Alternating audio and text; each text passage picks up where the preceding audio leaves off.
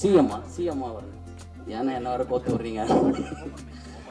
அப்படிலாம் இல்லை, நல்லது பண்ணோன்னு நினைக்கிற எல்லாருமே சிஎம் ஆகலாம், நான் கூட ஆகலாம்.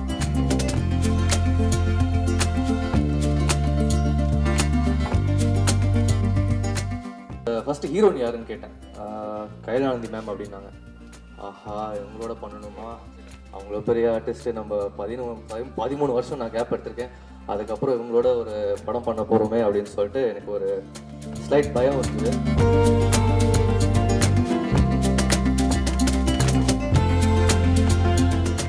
கதாநாயகன்னு சொல்ல மாட்டேன், அவன் ஒரு மெயின் லீட் கேரக்டர் பண்ணியிருக்கான். அவன் நடிப்பான் அப்படிங்கிறதெல்லாம் எங்களுக்குலாம் தெரியாது. ஏன்னா வீட்டில் நான் நடிக்க வருவேன்னு எனக்கே தெரியாது. ஸோ அப்படி இருக்கும்போது என்னோட அடுத்த ஜென்ரேஷன் வருங்கிறதெல்லாம் நாங்கள் யோசிச்சு கூட பார்த்தது கிடையாது. அது ஒரு ஆக்சிடென்டெல்லாம் ஆனால் ரொம்ப அழுத்தமாக நடந்த ஒரு விஷயம்.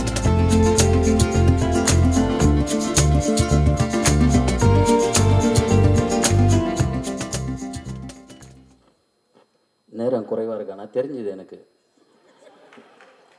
எங்கள் எல்லாருக்காகவும் பேசின ரோஹன் சாருக்கு ரொம்ப ரொம்ப நன்றி. இல்லை, அவர் கூடவே இருந்ததுனால அவருக்கு எல்லா டீட்டெயிலும் தெரியுது. நம்ம ஷூட்டிங்க்கு ஒரு 2 நாள் 3 நாள் போயிட்டு வந்து நடிச்சிட்டு வரோம். மங்கை இந்த படம் வந்து ரொம்ப ஸ்பெஷலான ஒரு படம். எனக்கு மட்டும் இல்லை, மார்ச் 1க்கு அப்புறம் உங்களுக்கும் அது ஒரு ஸ்பெஷலான படமாக இருக்கும் அப்படின்றத நாங்கள் நம்புகிறோம். ஃபஸ்ட்டு வந்து இறைவனை நம்பி இறைவன் மிகப்பெரியவன் அப்படின்னு ஒரு படத்தில் ஆரம்பித்து எங்கள் ப்ரொடியூசர் சார், அதுக்கப்புறம் ஒரு 4 டைரக்டருக்கு ப்ரொடக்ஷன் பண்ணி அவங்களுக்கு இறைவனாக இருக்கிற ஜாஃபர் சார் அவர்களுக்கு என்னுடைய முதல் வணக்கம். அதுக்கப்புறம் எங்கள் இயக்குனர் அவர் வந்து குபேந்திரன் காமாட்சி சார். அவர் வந்து என்ன சொல்கிறது, ஒரு 15 வருஷம் போராட்டத்துக்கு அப்புறம் வந்து ஒரு படத்தை பண்ணி வந்து இங்கே எல்லோரும் முன்னாடியும் வந்து சப்மிட் பண்ணுறது வந்து பெரிய விஷயம். அதுக்கு வந்து உண்மையான ரொம்ப ரொம்ப உங்களுக்கு வாழ்த்துக்கள் சார். இன்னும் நீங்கள் நிறைய படங்கள் பண்ணிக்கிட்டே இருக்கணும். நிறைய இயக்குனர்கள் மேடையில் இருக்கீங்க. எனக்கு தெரிஞ்சு கீழே இருக்கவங்களோட மேலே இருக்கவங்க தான் அதிகம்னு நினைக்கிறேன். அவ்வளோ பேர் இருக்கும். இந்த படம் எல்லோரும் மார்ச் 1 பாருங்கள். ரொம்ப ஹாப்பியாக இருக்கும், சந்தோஷமாக இருக்கும். தீசன் மியூசிக் டைரக்டர், ஆடியோ லான்ச்சில் அவர் தான் ஹீரோ. என்ன சொல்கிறது, காஷ்மீரில் இருக்க மாதிரி வந்து அவர் ஒரு ட்ரெஸ்ஸை போட்டு வந்திருக்காரு. அவர் எப்போவுமே அப்படி தான் ஒரு மாதிரி நிக்கில நான் சொன்ன மாதிரி அவர் ஒரு புது புயல் தான், பனி புயலில் இருக்க மாதிரி வந்திருக்காரு. தீசன், நீங்கள் வந்து ஸ்டேஜுக்கு கீழே ஆளை செட் பண்ணிங்க, நான் ஸ்டேஜுக்கு மேலேயே ஒருத்தரை செட் பண்ணி வச்சிட்டேன். இது நம்ம காலம் பார்த்து. அதே மாதிரியே வந்து நம்ம ஜேபி சார், இன்றைக்கி தான் நீங்கள் உண்மையிலே ஹாப்பி சார். உங்கள் பையனை ஒரு ஹீரோவாக பார்க்குறீங்க. எப்படி வந்து பண்ணையாரும் பத்மினியும் படத்தில் வந்து உங்களுக்கு ஒரு பத்மினி கார் கொடுத்தாங்களோ அந்த மாதிரி உங்கள் பையனுக்கு இந்த படத்தில் BMW கார் கொடுத்துட்டாங்க. அவரும் உங்களை மாதிரியே நல்லா நடித்தார், நல்லா கார் ஓட்டினார், எல்லாரையும் அன்பாக பார்த்துக்கிட்டாரு. ரொம்ப ரொம்ப ஹாப்பி சார். உண்மை அவர் நடக்கும் போதெல்லாம் உங்களை பார்க்குற மாதிரியே இருக்குது சார். அந்தளவுக்கு வந்து அவங்கள அவ்வளோ கவனிச்சிருக்காருன்னு நினைக்கிறேன். அவர் அவ்வளோ சூப்பராக நடித்தார். துஷி, இதுக்கப்புறம் வந்து நீங்கள் வந்து ஒரு ஆக்ஷன் ஹீரோவாக மாறணும்னு சொல்லிட்டு எனக்கு ரொம்ப ரொம்ப ஆசை. ஏன்னா அவர் டெய்லியும் ஜிம்முக்கு போவார், எங்களை மாதிரி இல்லை. சிஎம்மா வரணும். ஏன்னா என்ன வர கோத்து விடுறீங்க? அப்படிலாம் இல்லை, நல்லது பண்ணோன்னு நினைக்கிற எல்லாருமே சிஎம் ஆகலாம், நான் கூட ஆகலாம். அப்புறம் லெனின் சார், உங்கள் படங்கள் பார்த்துருக்கேன். ரொம்ப அருமையான ஒரு டைரக்டர். ஒரு சில படங்கள் வந்து பார்த்துட்டு நம்ம வெளியில் ஒரு விஷயத்தை கொண்டு போவோம், ஆனால் ஒரு சில படங்கள் தான் நம்ம படத்துக்குள்ளே கொண்டு போவோம். அந்த மாதிரி ஒரு படம் தான் வந்து மேற்கு தொடர்ச்சி மலை. அதை கொடுத்ததுக்கு ரொம்ப ரொம்ப நன்றி சார். அடுத்து ஒரு பெரிய ஒரு சம்பவம் பண்ணுறதுக்காக காத்துட்ருக்காரு, அதுக்கும் வாழ்த்துக்கள் சார். அப்புறம் லலிதா மேம், உங்களுடைய சில்லு கருப்பட்டி எனக்கு ரொம்ப பிடிக்கும். அடுத்த படத்தில் என்ன ஒரு பார்ட்டாக வச்சுட்டிங்கன்னா எனக்கு ரொம்ப சந்தோஷம். இந்த மேடை இப்படியும் பயன்படுத்திக்கலாம் அப்படின்னு சொல்லிட்டு நிறைய பேர், அதாவது இன்றைக்கி வந்து ஹீரோயினுக்கே டஃப் கொடுக்குற மாதிரி வந்த எங்கள் கொரியோகிராஃபர் ராதிகா மேம்க்கும் ரொம்ப ரொம்ப நன்றி. கயல் ஆனந்தி மேம், கயல் படத்துலேருந்தே உங்களை எனக்கு ரொம்ப பிடிக்கும். இந்த படத்தில் வந்து நீங்கள் ஒரு பெரிய ஒரு சம்பவம் பண்ணியிருக்கீங்க. அது கண்டிப்பாக மார்ச் 1க்கு அப்புறம் உங்கள் பேர் வந்து எல்லாருமே பேசப்படும். நல்லா வரணும், எல்லாருமே நல்லா இருக்கணும், ஹாப்பி. முக்கியமாக கார்த்தியானாவுக்கு ரொம்ப ரொம்ப நன்றி. தேங்க்யூ. எல்லாருக்கும் வணக்கம். ஃபர்ஸ்ட் தீசன் பிரதர் பாட்டெலாம் சூப்பராக இருக்குது ப்ரோ. இன்றைக்கி தான் ஃபஸ்ட்டு எல்லாத்தையும் கேட்டுட்ருக்கேன். It's damn nice. இந்த ஃபஸ்ட்டு 2 நாள் இந்த படம் ஆக்சுவலாக இந்த படம் கேட்கும்போதே எனக்கு கேரக்டர் ஆர்க் தான் சொன்னாங்க டைரக்டர் சார். எனக்கு ஃபுல் ஸ்கிரிப்டும் தெரியாது. கேரக்டர் ஆக் கேட்ட உடனே சரி ஓகே சார் இது பண்ணலாம், இந்த ஜென்ரேஷனுக்கு ஏற்ற படமாக இருக்கும் இங்கே நான் நம்புகிறேன்னு சொல்லிட்டு இந்த படம் ஆரம்பித்தோம். ஃபர்ஸ்ட் 2 days ஃபஸ்ட்டு ஹீரோயின் யாருன்னு கேட்டேன். கைலானந்தி மேம் அப்படின்னாங்க. ஆஹா இவங்களோட பண்ணணுமா, அவங்கள பெரிய ஆர்டிஸ்ட்டு, நம்ம 13 வருஷம் நான் கேப் எடுத்திருக்கேன், அதுக்கப்புறம் இவங்களோட ஒரு படம் பண்ண போகிறோமே அப்படின்னு சொல்லிட்டு எனக்கு ஒரு ஸ்லைட் பயம் இருந்தது. பட் ஃபஸ்ட் 2 days கொஞ்சம் அதை தாண்டி 3rd day ஒர்க் பண்ணும்போது எவ்ரிதிங் சேஞ்ச். ஏன்னா அவங்க அவ்வளோ ஃப்ரெண்ட்லியாக ஒர்க் பண்ணாங்க. It was so comfortable working with her. So thank you Kayal ma'am for being such a wonderful co-star and Sivan ma'am also. படம் ஷூட் பண்ணும்போது கார் மேலே 2 கேமரா, லைட்டு, அந்த ஷேட்லாம் போட்டு, ஸ்ட்ரெயிட் ரோடும் இல்லை. நம்ம ஷூட் பண்ண மேஜர் போர்ஷன் வந்து மூணார் ஹில்ஸு அந்த மாதிரி தான் ஷூட் பண்ணிகிட்டு இருந்தோம். ஸோ ரோடு வந்து கர்வாகவும் மேலே போவோம் கீழே போவோம். So it was a very big challenge for me to drive the car. டயலாக்ஸை பார்க்கணும், மேடமோட ரியாக்ஷன்ஸை பார்க்கணும். அண்ட் இன்னொன்று வந்து டயலாக்ஸ் வந்து சின்ன சின்ன டயலாகும் இல்லை, எல்லா டயலாகும் பேராகிராஃபாக கொடுத்துருந்தார் டைரக்டர் சார். அண்ட் அது என்கிட்ட ரொம்ப பேஷண்ட்டாக என்கிட்ட சொல்லி கொடுத்த கோ டைரக்டர் விக்ரம் சாருக்கு ஒரு பெரிய நன்றி. Thank you sir. 13 வருஷம் கழிச்சு ஈசனுக்கு அப்புறம் என்னை நம்பி என்னை சோலோவாக ஒரு ஹீரோவாக லான்ச் பண்ண கார்த்திக் அண்ணன், Jason pictures and mister Gopendran சாருக்கு ஒரு ரொம்ப பெரிய நன்றி. And Jaffer sir, thank you so much sir for this opportunity. It's I can not say this, nothing more I can say. Thank you so much. எல்லாருக்கும் வணக்கம், நன்றி, வணக்கம். எல்லாருக்கும் வணக்கம். வரும்போதே என்னை ரொம்ப இளமையாக ஃபீல் பண்ண வச்ச நிக்கில் முருகன், உங்கள் செல்வா, சரி மூட நம்பிக்கையாக இருந்தாலும் பரவாயில்ல, ஒத்துக்கிறேன். தேங்க்யூ. நிறைய படங்கள் வெறும் போஸ்டராகவும் வெறும் யூடியூப்பில் டிசைனாகவும் ட்ரெய்லராகவும் பார்த்துட்டு இருக்க காலகட்டத்தில் ஏன்னா இதில் வந்து பெருசாக சொல்லிக்கிற அளவுக்கு, ஏன்னா ஜெனரலாக வந்தோடனே என்ன கேட்பாங்கன்னா யார் நடிக்கிறா, யார் ஸ்டார், யார் போடலாம், துஷி கேரக்டர் யார் வேணால் போடலாம், any young hero you could have signed. But அதெல்லாம் மீறி டைரக்டர் குபேந்திரன் வந்து துஷியை செலக்ட் பண்ணுறதும் நீங்கள் அதுக்கு அப்ரூவ் பண்ணுறதும், இங்கே வந்த அப்புறம் தான் எனக்கு தெரிஞ்சது வேறு யாரோ ஒருத்தர் நடிக்க வேண்டியதுன்ட்டு. அது எனக்கு தெரியாது. பட் இதுக்கெல்லாம் ஒரு மிகப்பெரிய தைரியம் வேணும் சார். ரொம்ப அற்புதமாக பண்ணியிருக்கீங்க. எடுத்தவொடனே நான் உங்களை பற்றி தான் பேசணுன்னே நினச்சிக்கிட்டு இருந்தேன். ஏன்னா இன்றைக்கி உள்ள காலகட்டத்தில் ஒரு ப்ரொடக்ஷன் ஹவுஸ் இவ்வளோ சிறப்பாக இவ்வளோ அழகாக பப்ளிசிட்டி பண்ணுறீங்க, கேரி ஃபார்வர்ட் பண்ணுறீங்க, ஒரு ஆடியோ ரிலீஸ் பண்ணுறீங்க, மீடியா வந்து ரெகுலர் டச்சில் வச்சுட்டு இருக்கிறீங்க. It is a Herculean task to release a film and you are doing it. God bless you sir. It is a great stuff, amazing stuff. ஒரு producer ஜெயிச்சா இன்னும் ஒரு 10 இளம் இயக்குநர்கள் வருவாங்க, நிறைய பேருக்கு வேலை வாய்ப்பு கிடைக்கும். நான் எப்பயுமே வேலை பார்க்கும்போது அதான் யோசிப்பேன். என் ப்ரொடியூசர் ஜெயிச்சாருனாக்கா அவர் இன்னும் ஒரு 10 படம் எடுப்பார், ஜெயிச்சிட்டோமே வீட்டுக்கு போக போகிறதில்ல. ஸோ அது மாதிரி நீங்கள் ஜெயிக்கணும்னு மனதார வேண்டுறேன், விஷ் பண்ணுறேன். Best wishes to you sir. இன்றைக்கி இங்கே 3 பேர் ரொம்ப முக்கியமாக வரணும்னு ஆசைப்பட்டாங்க, வர முடியல. ஒன்று வந்து என்ன நடிக்க கூப்பிட்டு வந்த சேரன் சார், துஷியை நடிக்க கூப்பிட்டு வந்த சசிகுமார் சார், அண்ட் கூடவே ட்ராவல் பண்ண Samuthirakani sir.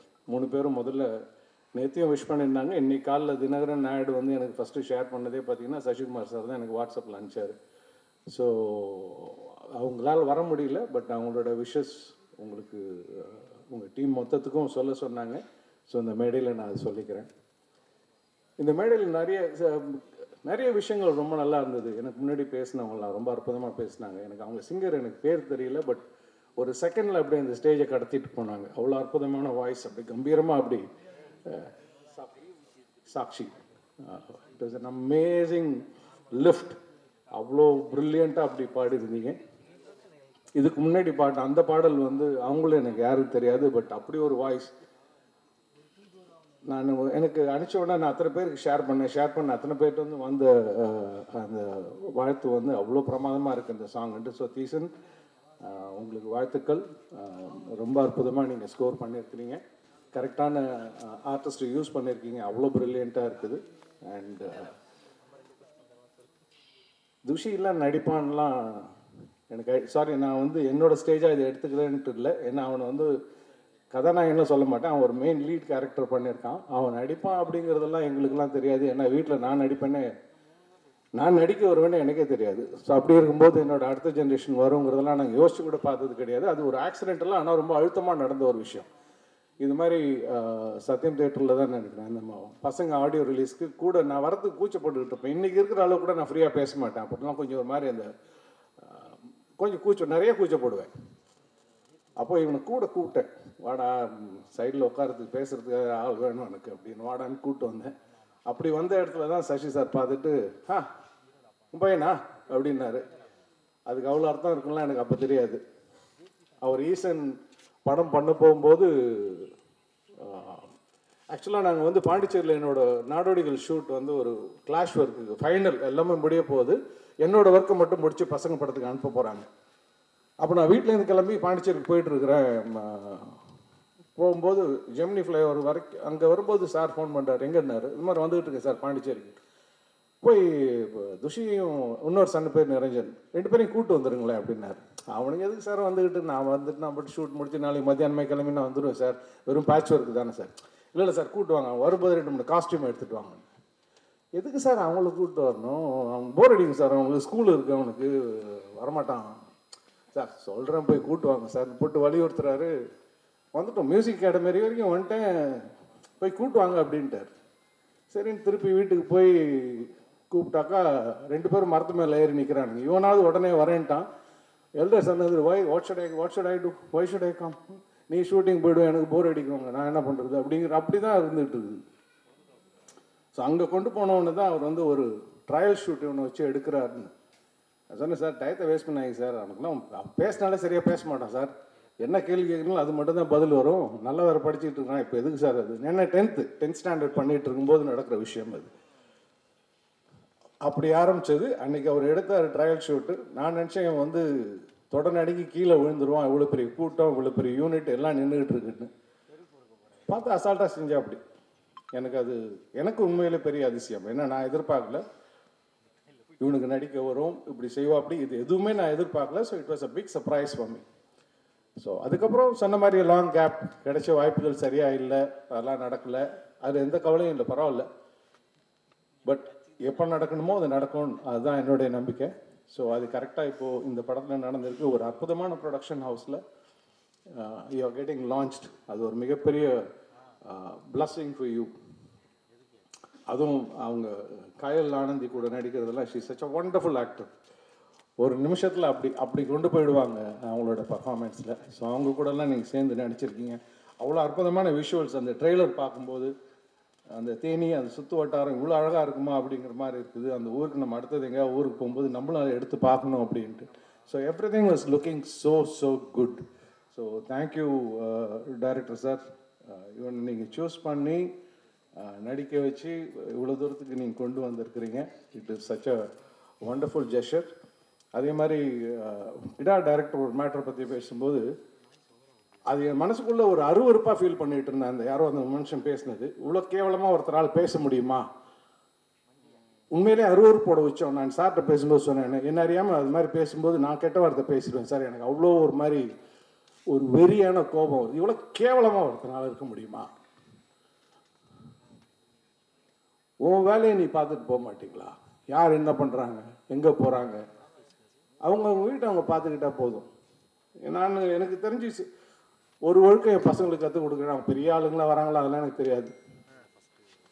To not cheat, don't do injustice to women. இது எனக்கு எங்கள் அம்மா கற்றுக் கொடுத்தது. நான் பெரிய மனுஷன் ஆவேனா சின்ன மனுஷன் ஆவேனா இதெல்லாம் எனக்கு எதுவுமே தெரியாது. நீ எது வேணால் பண்ணு, go for a drink, you smoke, இதெல்லாம் ஒன்று நீ பண்ணிக்கிறது, உன்னுடைய உடம்பு மட்டுமே சம்மந்தப்பட்ட விஷயம்.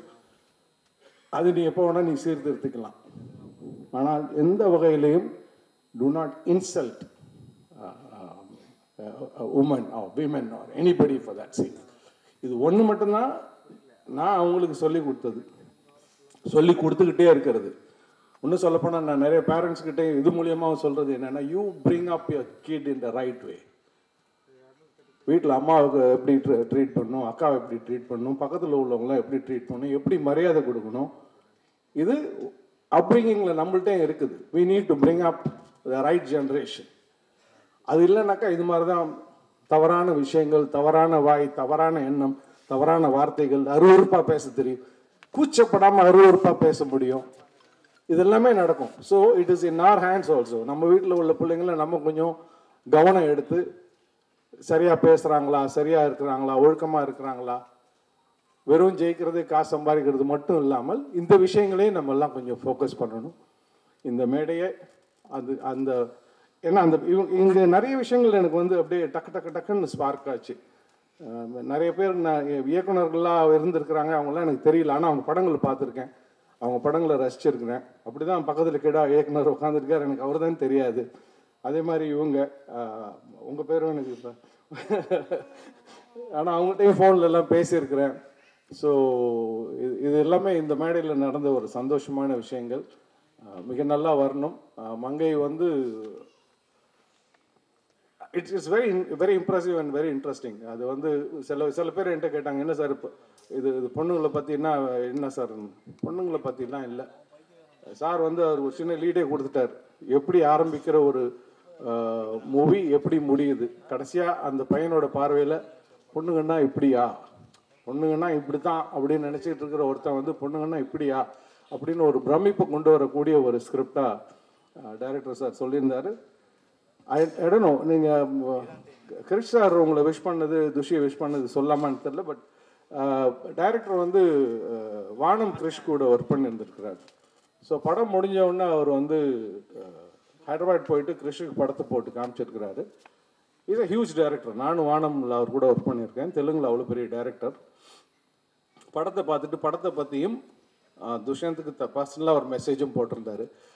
It was so impressive. நான் துஷிகிட்ட சொன்னேன், யூஆர் கிஃப்டட்ரா, சம்படி ஹஸ் டேக்கன் டைம். அவங்க வந்து படத்தை பார்த்துட்டு உன்கிட்ட அந்த படத்தை பற்றிய கருத்தையும் உன்னை பற்றியான கருத்தையும் ஒருத்தர் சொல்லியிருக்கிறாங்கன்னா அது மிகப்பெரிய விஷயம். இட் சச் அ ஏன்னா தே ஆர் ஆல் இந்த கிராஃப்ட். ஒரு இஸ் ஏ பிக் டைரக்டர், அவருக்கு இந்த படம் பிடிச்சிருக்குது அப்படின்னா there is material in the film. So இந்த மெட்டீரியலை கொண்டு போய் சேர்க்கணும்னு மிக தாழ்மையோடு நான் மீடியா தான் கேட்குறேன். ஏன்னா இதுவே ஒரு பெரிய ஸ்டார் ஸ்டடட் ஷோவாக இருந்தால் இங்கே நேரத்துக்கு அவ்வளோ பேர் கூட்டம்லாம் இருக்கும். பட் அதெல்லாம் இல்லை. காரணம் என்னென்னா இங்கே அப்படி யாரும் இல்லை. பட் இந்த படம் வந்து மிகப்பெரிய வெற்றி அடைஞ்சதுன்னா இது எல்லாருக்கும் மிகப்பெரிய மரியாதை, மிகப்பெரிய அங்கீகாரம். அது உங்களால் மட்டுமே முடியும். You all only can support and help a good movie. எனக்கு முன்னாடி பேசின நண்பர்கள் சொன்ன மாதிரி எல்லா படத்துக்கும் சொல்லணும்னு அவசியம் இல்லை. நீங்கள் எப்படியும் படம் பார்ப்பீங்க. ஏன்னா ப்ரொடியூசர் அவ்வளோ அற்புதமாக எல்லாம் பண்ணிகிட்டு இருக்காரு. எனக்கு தெரிஞ்சு அவர் ஃப்ரெஷ்ஷும் எப்படியும் காமிப்பார். உங்கள் எல்லாருடைய கருத்துக்களும் படத்தை இன்னும் கொஞ்சம் அடுத்த லெவலுக்கு கொண்டு போகிறதுக்கு உண்டான ஒரு படியாக இருக்கணும்னு வேண்டிக்கிறேன். தேங்க்யூ.